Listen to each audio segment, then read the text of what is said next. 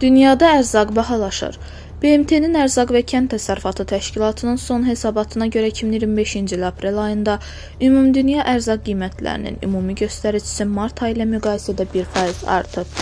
Ərzaq və Kənd Təsərrüfatı Təşkilatının ərzaq qiymətləri indeksinin orta dəyəri 123,3 bal olub. Bu da əvvəlki aya nisbətən 1,2 bal yüksəkdir.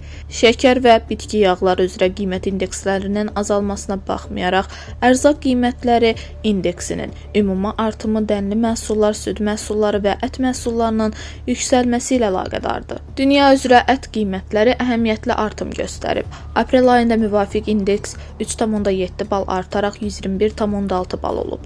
Qeyd edək ki, Ərzaq və Kənd Təsərrüfatı Təşkilatı ərzaq qiymətləri indeksi ərzaq məhsulları səbətinə daxil olan beynəlxalq qiymətlərin aylıq dəyişikliyini göstərən göstəricidir. O, 5 məhsul qrupu üzrə qiymət indekslərinin orta dəyərlərini əhatə edir.